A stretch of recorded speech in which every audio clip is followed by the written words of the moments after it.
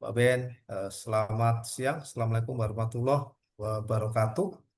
Terima kasih join di webinar series yang dilaksanakan oleh APA Training and Consulting.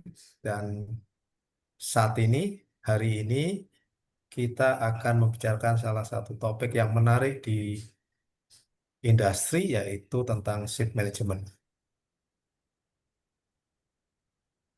Saya share dulu materi.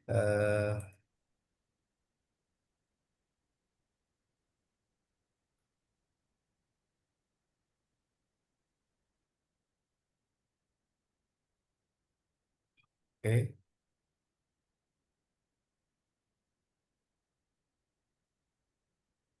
Sudah terlihat ya, Pak Ben? Ya, Oke. sudah, Pak. Ya, terima kasih.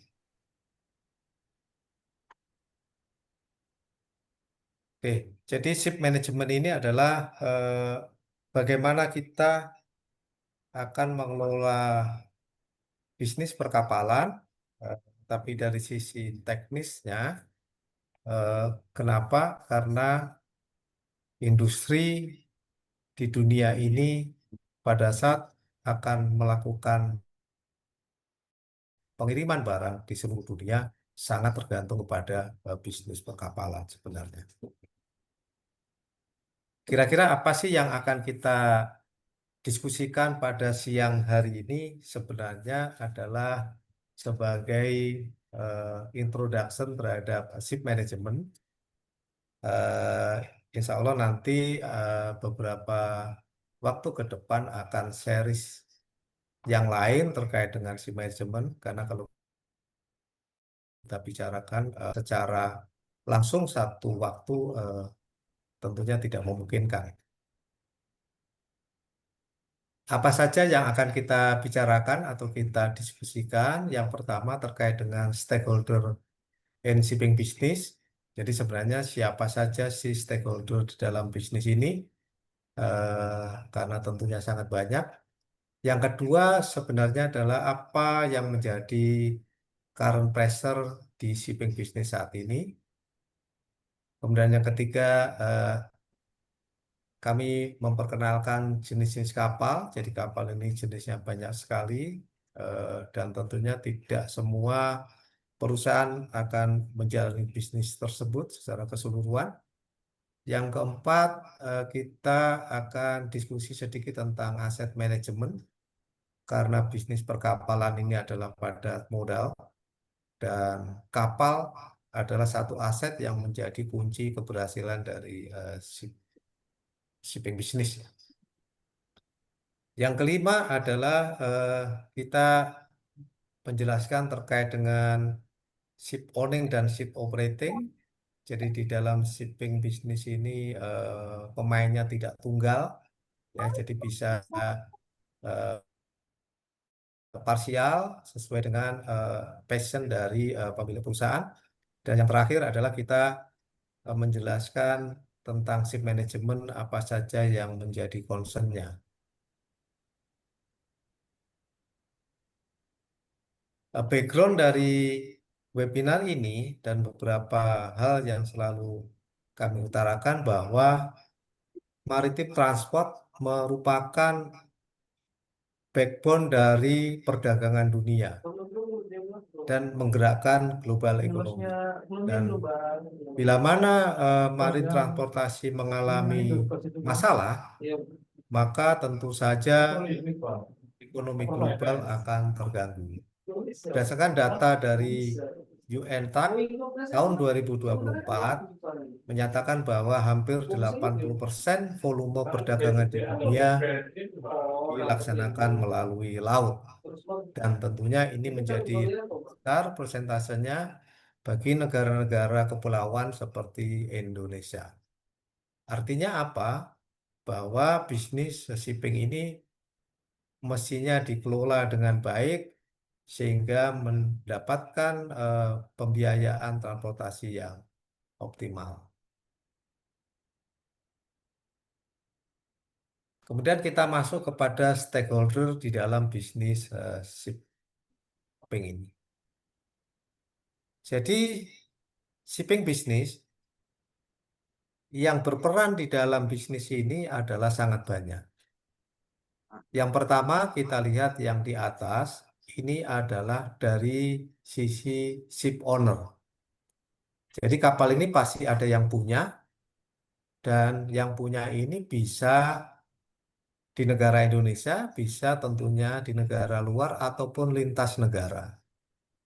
Karena bisnis shipping ini adalah bisnis yang borderless sebenarnya. Kemudian di golongan ship owner ini ada satu industri yang namanya ship manager, adalah perusahaan yang ditunjuk oleh ship owner mengoperasikan kapal. Ini dipicu pada saat tahun sekitar 80-an, di mana resesi dunia terjadi, kemudian aset-aset yang diagunkan di bank waktu itu dikembalikan ke bank. Sehingga menyebabkan bank tidak bisa berbuat apa-apa, akhirnya dia mencari expertise yang disebut dengan ship manager company. Yang ketiga adalah crew manager. Sebagaimana kita ketahui bahwa kapal ini bisa berjalan atau bergerak bila mana ada krunya. Dan pada akhir-akhir tahun ini atau dalam 10 tahun terakhir, kru kapal ini asalnya adalah bukan dari negara maju. Jadi dari negara-negara berkembang di Eropa Timur, di Asia, ya. Walaupun pemilik kapalnya itu dari Panama, dari Liberia, dari UK, dari manapun, dia mencari kru itu dari negara-negara berkembang. Ini menimbulkan satu supply chain terkait dengan kru manajemen. Dan yang berikutnya yang terkait dengan golongan ship owner tentunya adalah pencharter kapal atau ship broker yang berfungsi sebagai utilisasi kapal. Kelompok kedua terkait dengan stakeholder tentunya adalah penyandang dana. Bisa bank, bisa private institution, bisa institusi yang lain yang mendukung dari sisi pendanaan terkait dengan bisnis perkapalan ini.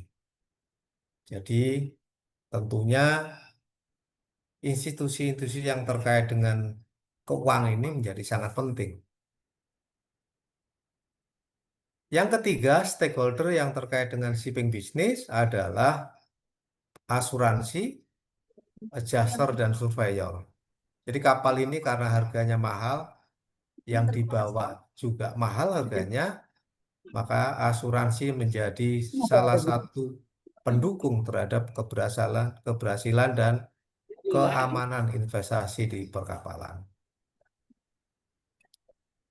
Yang keempat adalah dari sisi negara bendera kapal atau flag state, dari sisi klasifikasi society atau badan klasifikasi kapal, kemudian dari maritime organisasi yang lain.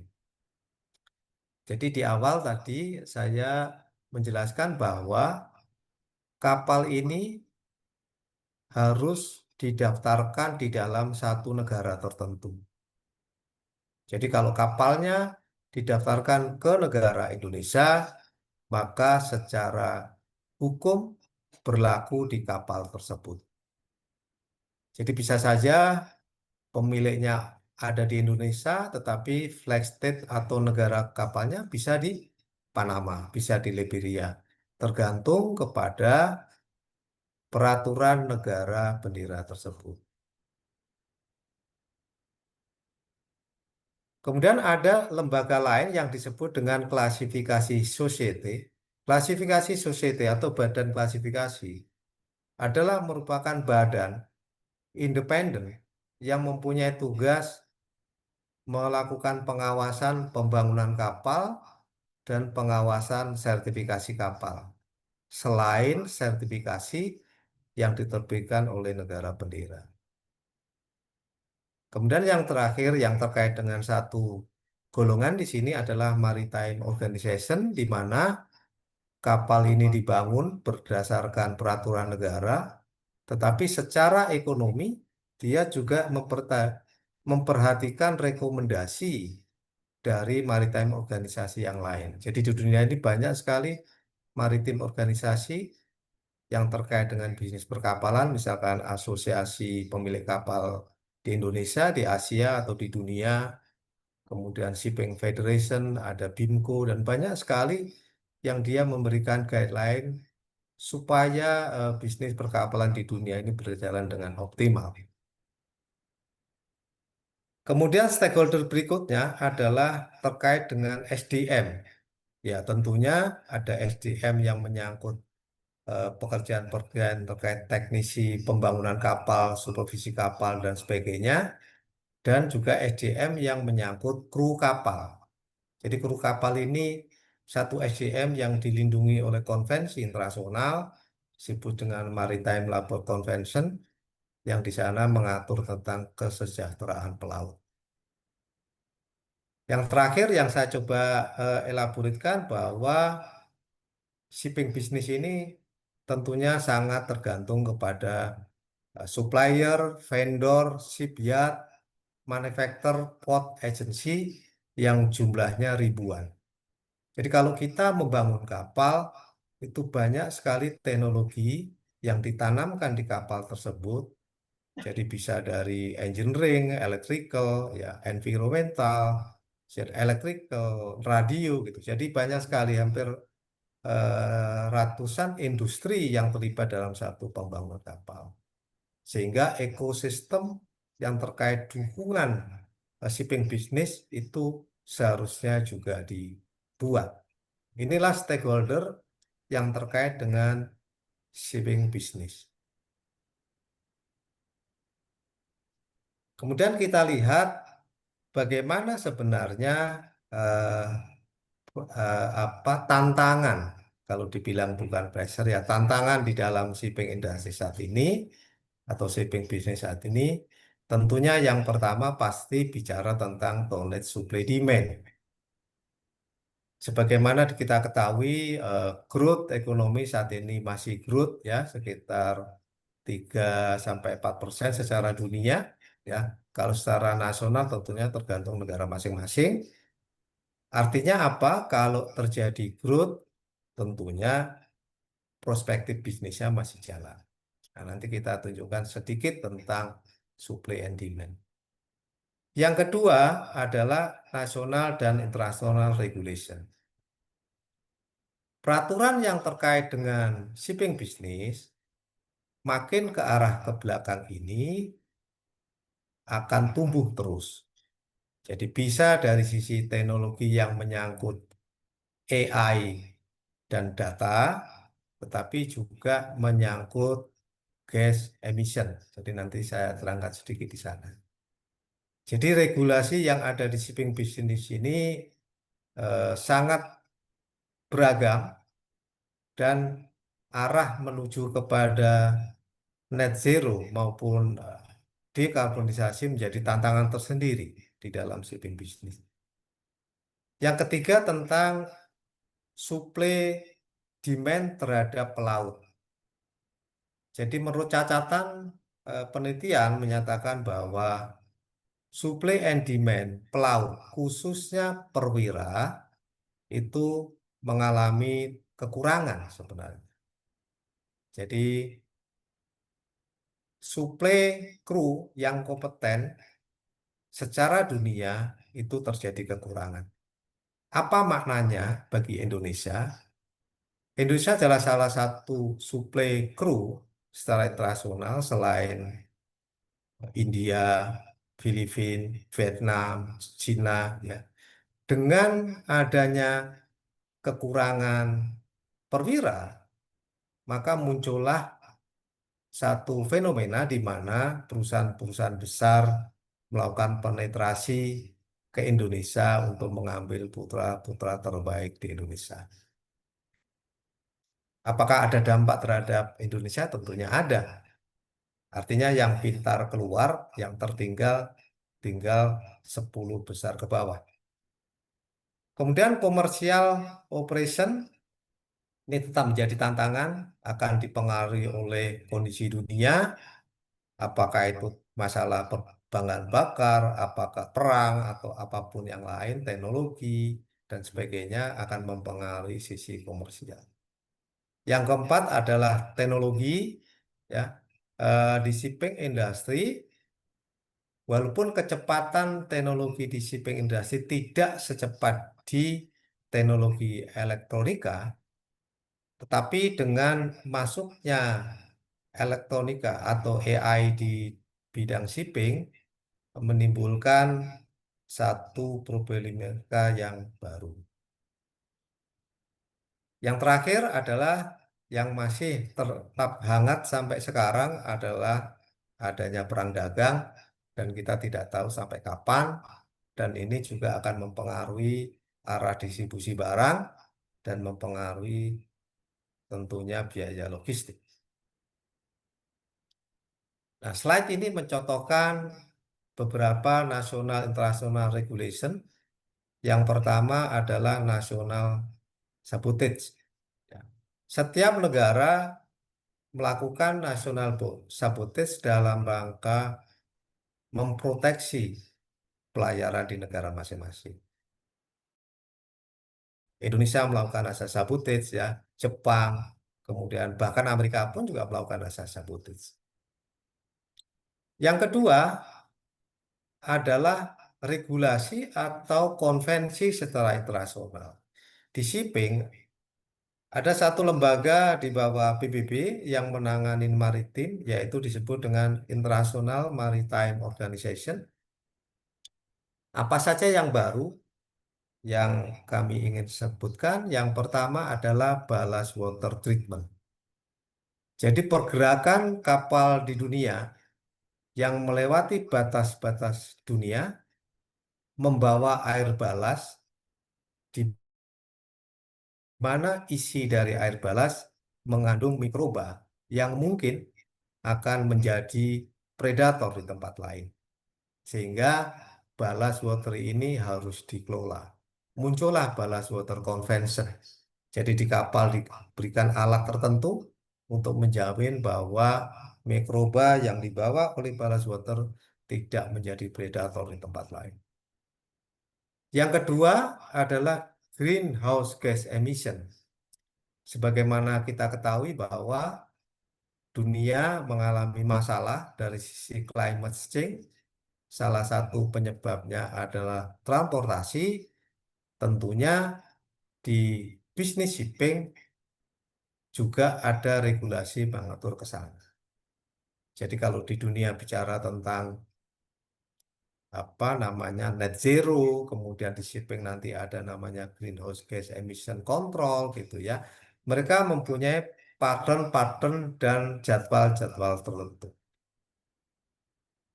Tentunya ini akan mengikuti pattern yang ada di dunia. Sebagai ilustrasi bahwa di shipping bisnis secara internasional diharapkan di tahun 2050 terjadi pengurangan 50% gas emission.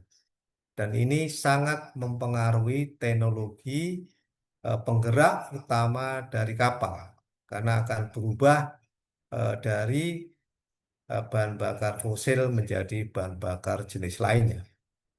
Apa dampaknya? Yang pertama adalah dari sisi teknologi, yang kedua dari sisi human resource, yang ketiga dari sisi pendanaan. Yang ketiga adalah cyber security.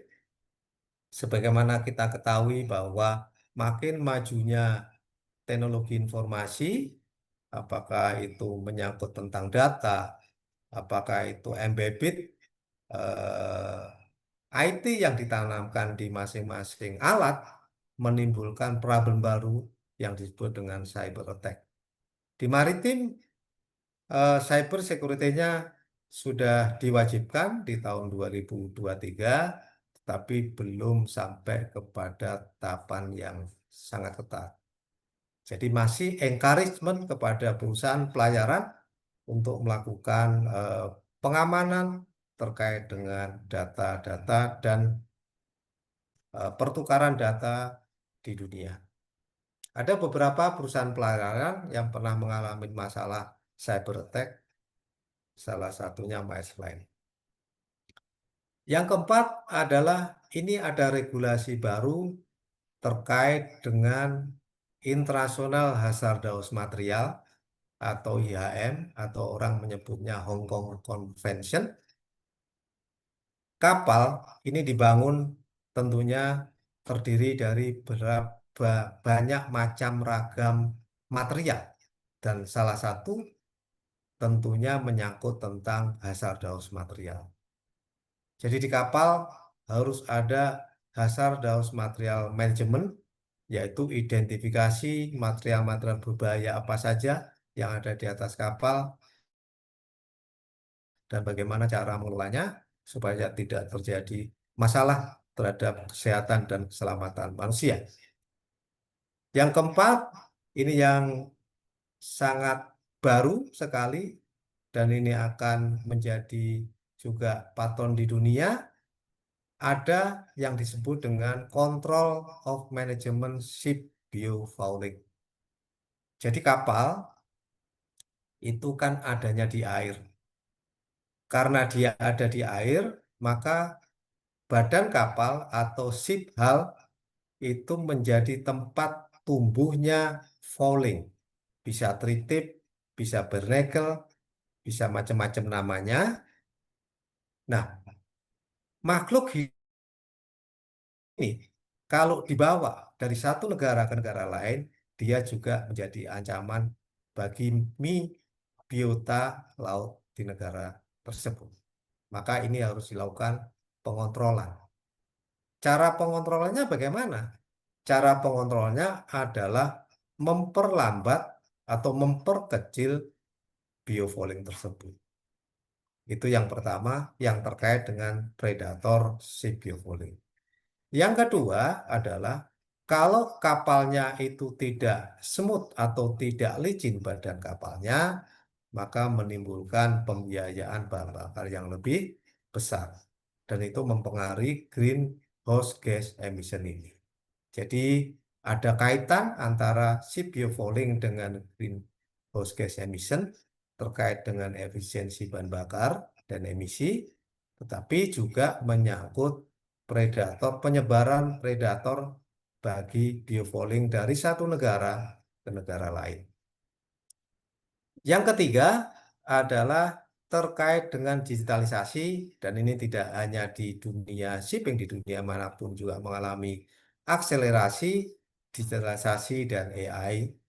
Di shipping diharapkan nanti ada yang namanya big data sehingga pergerakan kapal dari satu negara ke negara lain tidak terlalu menggunakan birokrasi kertas.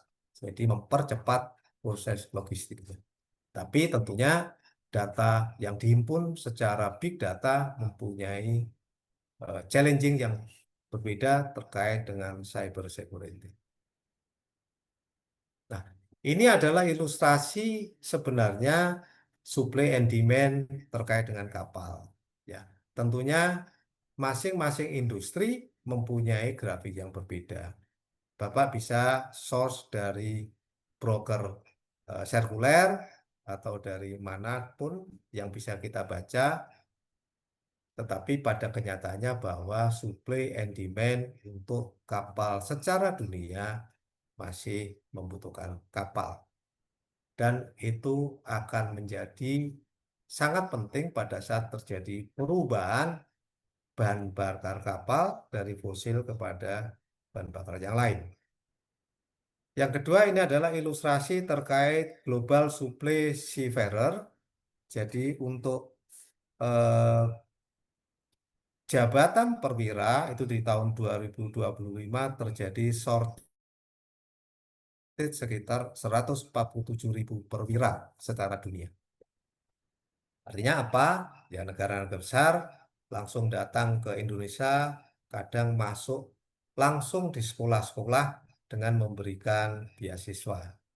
Jadi perusahaan-perusahaan besar dari Jepang, ya, dari Korea, dari Eropa itu datang ke sekolah-sekolah di Indonesia. Bagi Indonesia ini adalah satu yang menarik, artinya adalah lulusannya bisa mendapatkan tempat. Di sisi lain tentunya akan terjadi dilema juga kalau semuanya pelaut yang terbaik diekspor di dunia. Ini adalah gambaran terkait dengan bisnis di shipping yang selalu menjadi eh, monitoring ketat oleh perusahaan pelayaran adalah freight rate yang sangat volatil tergantung kondisi perekonomian dunia. Oke, jadi kalau ada kasus kayak dulu ada pandemi, itu bagi beberapa perusahaan pelayaran menikmati keuntungan, tetapi ada beberapa perusahaan pelayaran yang mengalami kolaps karena kapalnya tidak bisa berjalan. Jadi ada freight rate fluctuation, dan bunker, kemudian currency risk, gitu ya, atau trade war, gitu ya. Ini adalah grafik-grafik yang Bapak bisa download dari Global Information. Itu tadi adalah prolog terkait dengan siapa shipping business ini stakeholdernya dan apa yang mereka lihat, dan secara ekonomi bahwa shipping business masih growth, sehingga bagi para pihak yang terkait dengan bisnis perkapalan masih menjanjikan bisnis tersebut. Nah, sekarang karena audiennya ini adalah beragam, saya tidak bisa mengidentifikasi satu persatu. Saya mengutarakan bahwa kapal ini jenisnya bermacam-macam. Ya, ada bulk carrier, ada kontainer, ada kapal kabel, ada offshore, dan banyak sekali jenis-jenis kapal. Tentunya dengan berbagai macam jenis kapal akan menimbulkan segmen bisnis yang berbeda, menimbulkan tantangan-tantangan yang berbeda, dan tentunya tidak semua perusahaan akan mengadopsi seluruh bisnisnya, ya, kecuali mungkin perusahaan yang palu gada, ya, apa aja yang ada mau saya ada, kan, ya. Jadi di Indonesia pun ada perusahaan yang mengkhususkan diri pada kapal kontainer, ada yang mengkhususkan diri kapal tanker. Tentunya itu adalah hak mereka di dalam rangka mengoptimalkan investasi para perusahaan tersebut. Oke, karena aset utama dari bisnis perkapalan salah satunya adalah kapal, dan kapal ini kebetulan harganya tidak ada yang murah. Sangat tergantung kepada jenis kapal, sangat tergantung kepada besarnya kapal, dan sangat tergantung kepada industri mana yang dimasuki. Nah, dengan adanya ini, maka kami memperkenalkan terkait dengan pengelolaan. Makanya saya sebut dengan aset manajemen. Jadi kapal ini sebelum dihadirkan tentunya dilakukan asesmen. Yang melakukan asesmen tentunya adalah pemilik kapal. Pemilik kapal mau melakukan investasi di kapal, tentunya melihat stakeholdernya siapa. Dan dia akan memilih kapal mana yang akan cocok terhadap kebutuhan customer. Karena tidak mungkin orang membeli kapal tidak mengharapkan return of investment. Kemudian bagaimana cara mengendalikan aset ini supaya bisa memberikan return yang baik? Kita bisa juga mengadopsi apa yang digariskan atau apa yang direkomendasikan di satu guideline yang disebut dengan PAS 55 yang sekarang diadopsi menjadi ISO 55000. Ini bisa menjadikan semacam guideline bagi kita untuk mendorong supaya bisnis yang akan kita masukin tadi memberikan benefit bagi shareholder maupun stakeholder. Kalau kita lihat segitiga ini, ya, ini ada segitiga kecil dan ada segitiga besar. Segitiga besar ini bicara tentang portfolio aset yang mau diinvestasikan. Ya, saya tidak membicarakan yang segitiga besar karena nanti sangat-sangat bicara secara ekonomikal ya. Karena topik saat ini kita lebih cenderung kepada technical. Artinya apa? Bahwa orang yang melakukan investasi di kapal pasti mengharapkan return on investment prinsipnya. Kemudian kita lihat segitiga-segitiga kecil. Segitiga-segitiga kecil yang di bawah ini adalah siklus hidup kapal. Jadi kapal tentunya diawali dari penciptaan atau pembelian atau create or acquire. Diawali dari sana. Jadi kenapa pentingnya kita memperhatikan create ini? Kapal itu asetnya dengan harga mahal dan mempunyai ekspektasi life of asset. Itu kalau dari baru diperkirakan hitungannya itu 25 tahun. Bagi kapal-kapal yang harganya lebih mahal, dia kadang dihitung sampai umur 30 tahun. Misalkan LNG carrier gitu, atau gas carrier yang besar-besar itu. Artinya apa? Life cycle aset itu diprediksi atau dikalkulasi itu 25 tahun. Pada saat kita salah memilih aset, artinya kita akan sengsara 25 tahun. Kalau aset sudah diciptakan atau sudah diakuisisi, maka langkah selanjutnya adalah utilisasi. Bagaimana supaya aset ini bisa diutilisasi dengan baik secara ekonomi memberikan income untuk membiayai investasi dan biaya operasional. Nah, ini makanya dikelola nanti dari sisi operation komersial. Yang ketiga, aset harus di-maintain. Kalau aset tidak di-maintain, maka ada dua tantangan yang akan dihadapi. Yang pertama adalah kelayakan kapal. Jadi kapal ini kalau tidak layak, itu tidak boleh dioperasikan. Akan dihentikan oleh negara atau akan dihentikan oleh badan klasifikasi. Kapal ini secara sertifikasi, jumlah sertifikatnya di kisaran 15 sampai 25 sertifikat. Jadi banyak sekali sertifikat yang melekat di kapal itu. Yang kedua, kelayakan kapal dijaga, tetapi kalau tidak memenuhi requirement dari customer-nya, tentunya tidak bisa diutilisasi.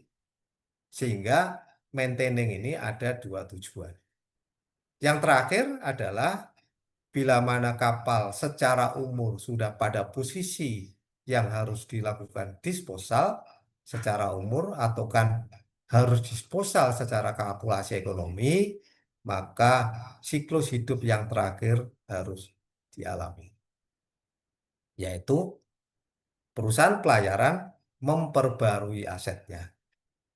Dan siklus ini akan berulang-berulang selama perusahaan pelayaran itu eksis.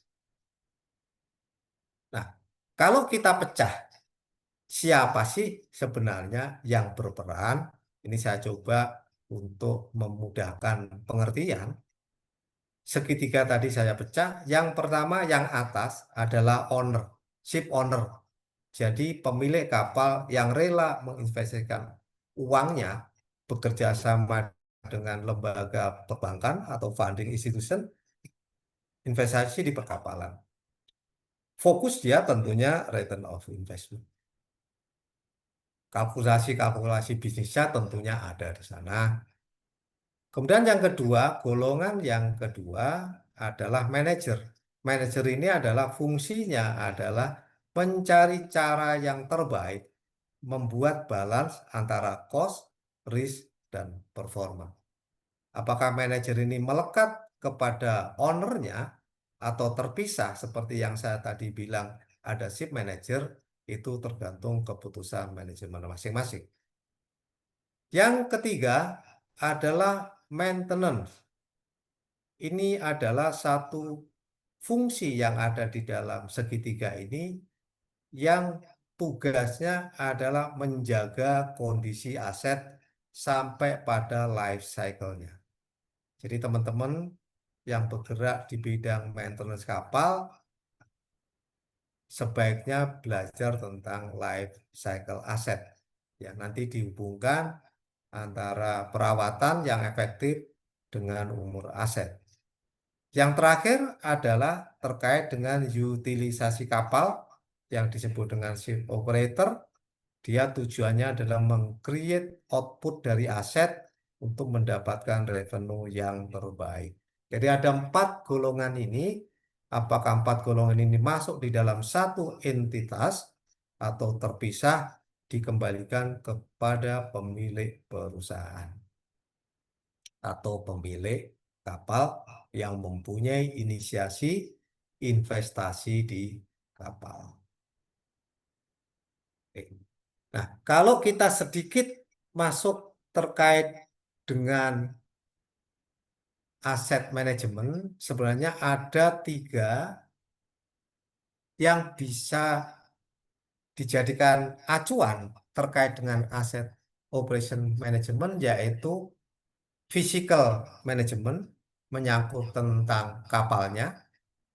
Jadi kapalnya ini dikelolanya bagaimana.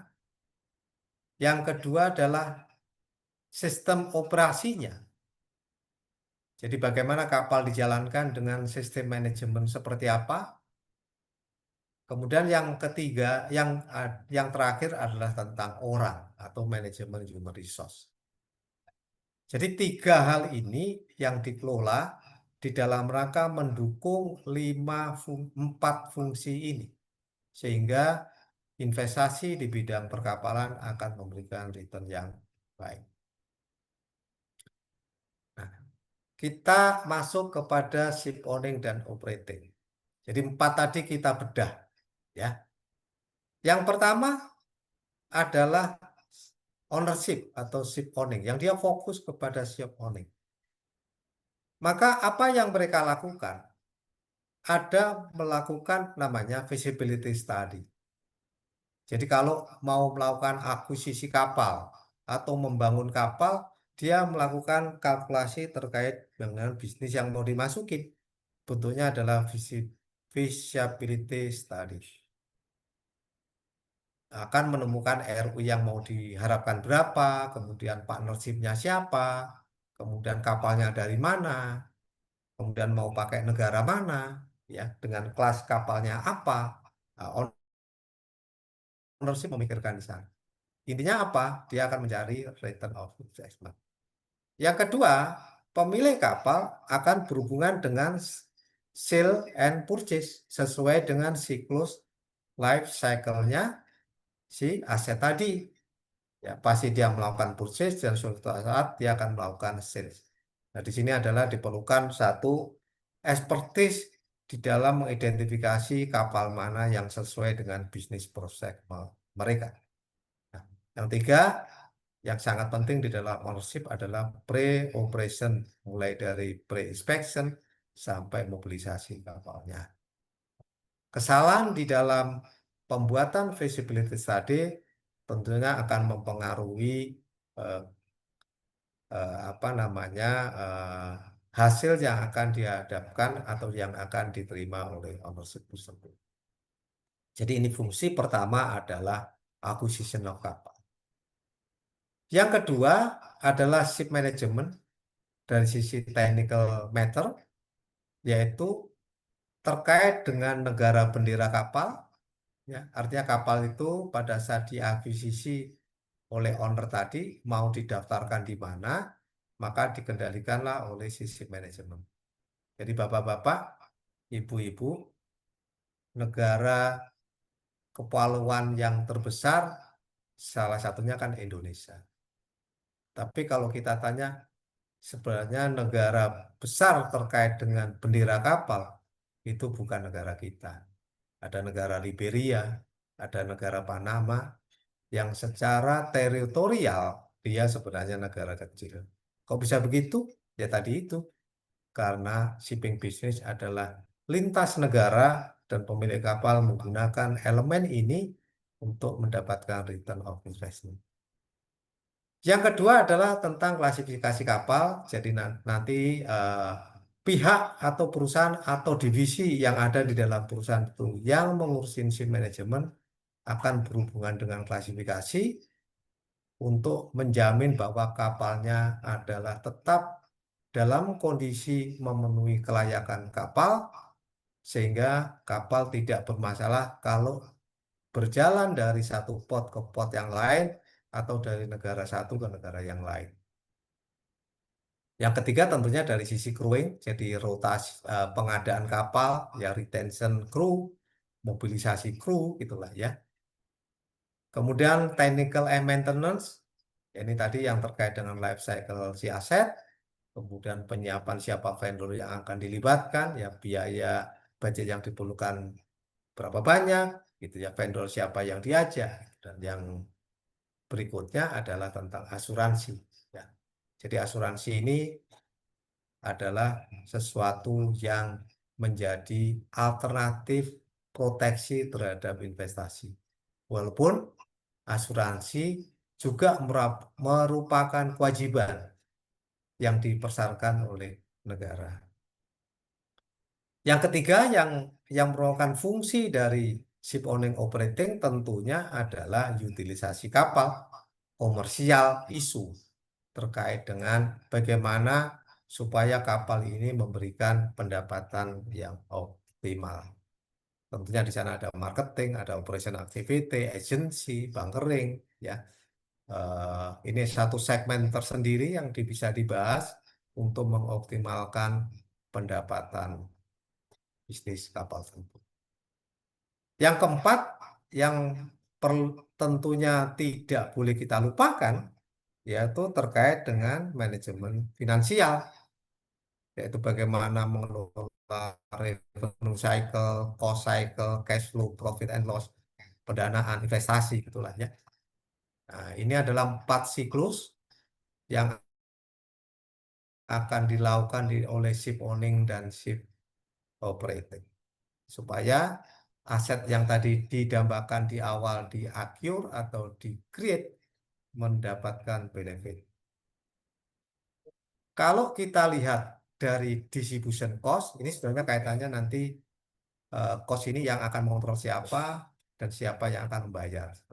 Intinya apa? Tetap end user kan yang akan membayar kapal ini.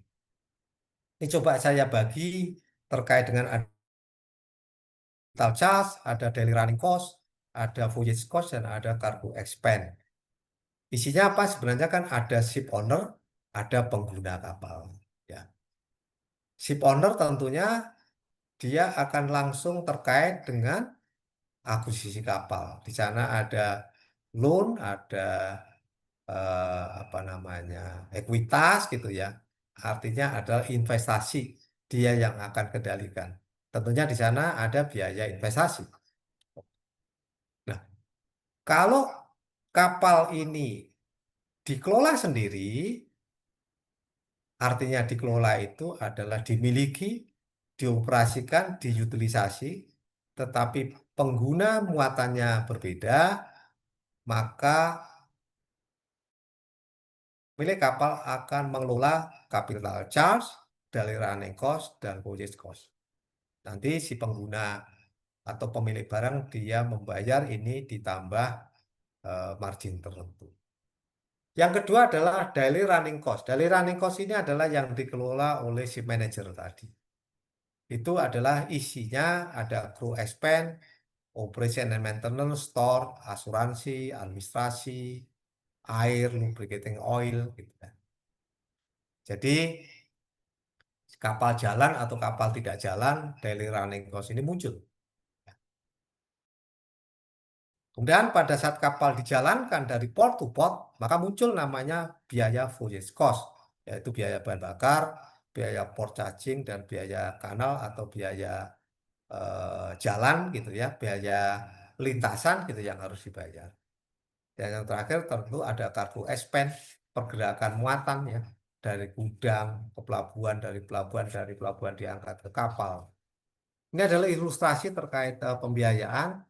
Eh, di sini kalau kita lihat dari sisi ship owning dan charter, ini ada ship owning, ada bareboat charter, ada time charter dan voyage charter. Jadi Ini adalah shipping business yang tadi saya utarakan sebagai prolog diskusi kita, dan nanti ada seri-seri berikutnya terkait dengan setiap segmen bisnis ini. Oke, kemudian kita lanjut kepada slide yang terakhir, ya, slide menyangkut tentang apa sebenarnya yang menjadi concern di dalam ship management tadi. Ya. Yang pertama adalah bicara tentang regulatory dan di ship management. Artinya apa? Jadi operasi kapal ini tidak lepas dari regulasi nasional, regulasi internasional, konvensi internasional, maupun maritime industry. Kan tidak mungkin kan orang punya kapal kemudian ditaruh di rumahnya. Pasti dia ada di pelabuhan, berarti sudah harus memenuhi persyaratan pelabuhan. Mau digerakkan harus memenuhi persyaratan di mana kapal itu digerakkan. Yang kedua, kita sebenarnya bicara tentang manajemen sistem di dalam ship management.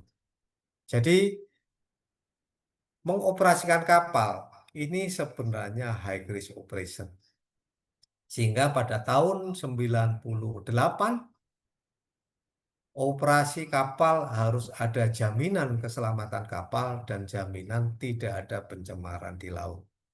Sistem itu secara manajemen sistem disebut dengan International Safety Management.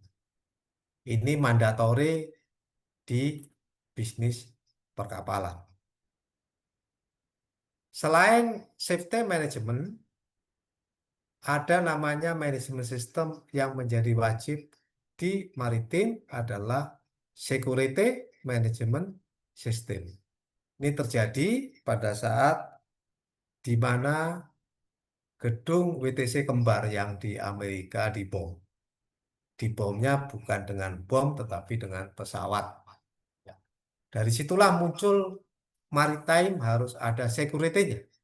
Sehingga muncul disebut dengan International Ship and Port Facility Security. Jadi kapal harus menjalankan security management sejak tahun 2013.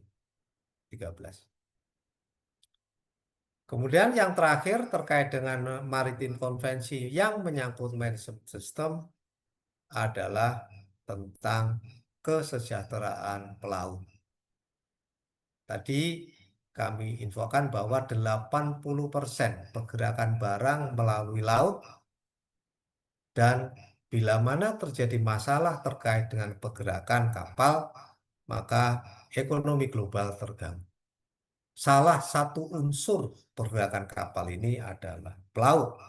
Sehingga konvensi yang terakhir terkait dengan manajemen sistem adalah kesejahteraan pelaut. Diatur di dalam Maritime Labor Convention. Selain manajemen sistem yang tadi saya sebutkan yang merupakan mandatori, maka ada manajemen sistem yang dipakai di dalam ship management adalah ISO 91 adalah Customer Satisfaction, ISO 14.000 terkait dengan Marine Enviro, dan ISO 45.000 yang terkait dengan Occupational Health and Safety. Biasanya bagi kapal-kapal yang dioperasikan di industri yang lebih tinggi, mereka mensyaratkan perusahaannya mengaplikasikan sistem 3 ini selain sistem yang mandatori tadi. Jadi ISO adalah Voluntary Management System. Yang ketiga adalah terkait dengan ship operation, ya. Kapal ini harus dioperasikan, di sana ada navigasi, ada cargo operation, ada bunker yang mendukung ship operation. Nah, itu menjadi concern daripada ship management activity ini. Ya. Yang keempat adalah technical management, terkait dengan apa? Terkait dengan preservation terhadap aset, terkait dengan kelayakan kapal, kemudian perawatan kapal yang optimum, kemudian siapa saja yang mendukung perusahaan ini di dalam perawatan kapal. Sebagai informasi bahwa kebanyakan alat yang terpasang di kapal itu sebagian besar hampir bukan buatan Indonesia. Ya. Yang kelima adalah kru manajemen sebagai part dari keberhasilan ship management untuk menjamin operasinya lancar, yaitu tentang ketersediaan kru. Ya. Bagaimana melakukan rekrutmen, rotasi, retention, ya seperti halnya human resource management yang lain, namun di sini fokusnya kepada kru kapal. Karena kru kapal ini sekolahnya ada di Maritime Academy. Jadi dia tidak bisa sekolah di sekolahan umum, ya. Dia punya sekolah tersendiri. Yang keenam adalah marine insurance. Marine insurance adalah kewajiban yang dipersyaratkan oleh negara dari sisi marine pollution dan wreck removal.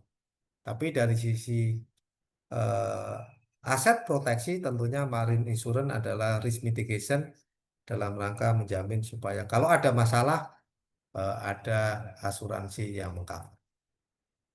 Sebagai informasi, 1 tahun yang lalu lah, ada satu kejadian besar di dunia maritim transport, yaitu salah satu kapal menabrak jembatan di Amerika dan sampai sekarang kasusnya belum selesai.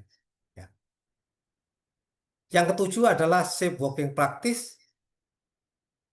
Yang diangkat di sini adalah mengoperasikan kapal, menjalan kapal, tentunya ada risiko yang harus dikelola.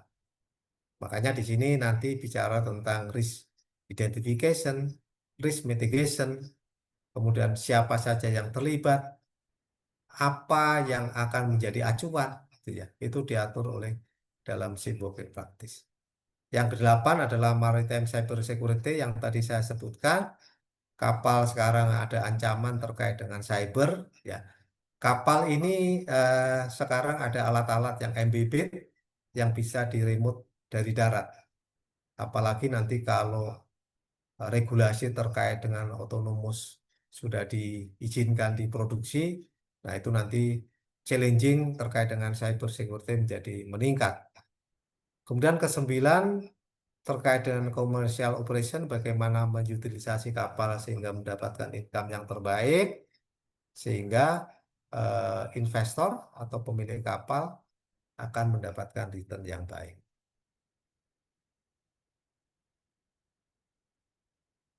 Selanjutnya adalah, nah ini yang sangat penting juga, adalah terkait dengan budget and cost control. Apakah budgetnya dibuat tahunan, 5 tahunan, atau 3 tahunan, tergantung pada strategi masing-masing perusahaan. Intinya adalah budget as cost control inilah yang akan menjamin bahwa perusahaan tetap sustain, ya, tidak mengalami masalah dari sisi pembiayaan dan pengontrolan biaya. Yang ke-11 adalah dry docking project. Jadi kapal ini pada kurun waktu tertentu sesuai dengan notasi kapalnya harus dinaikkan di atas dock. Jadi tidak di bawah air, ya.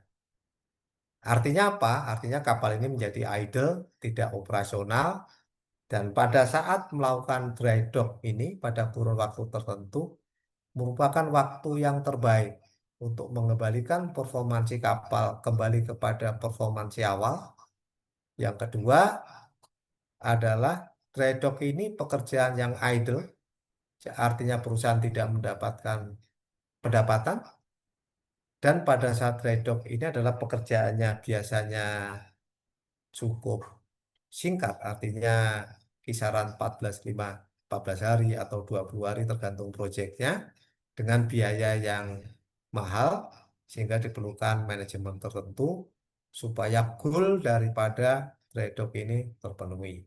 Selain compliant, tentunya dari sisi technical requirement mengacu kepada requirement dari pencharternya mereka atau requirement dari user. Nah, yang terakhir adalah terkait dengan new shipbuilding project. Ya, kapal ini kan kalau sudah waktunya disposal kan harus ada pengganti. Pasti ada kapal yang dibangun sebagai pengganti kapal yang lama, maka dibutuhkan technical kompetensi, eh, manajerial kompetensi tergantung project manajemen shipbuilding project. Ya. Karena bangun kapal ini cukup mahal dan membangunnya juga tidak singkat dan tentunya mempertimbangkan utilisasi kapal ke depan bagaimana untuk bisa memenuhi persyaratan investor. Saya kira di tahapan introduction terkait dengan ship management, slide ini adalah slide terakhir dan mudah-mudahan bisa memberikan insight kepada Bapak dan Ibu yang hadir di dalam webinar ini sehingga bisnis shipping menjadi bisnis yang merupakan tulang punggung dari global ekonomi dan tentunya di Indonesia juga merupakan tulang punggung dan bagaimana shipping business bisa memberikan benefit bagi shareholder dan stakeholder. Demikian Bapak dan Ibu, waktu kami kembalikan kepada moderator. Terima kasih. Baik.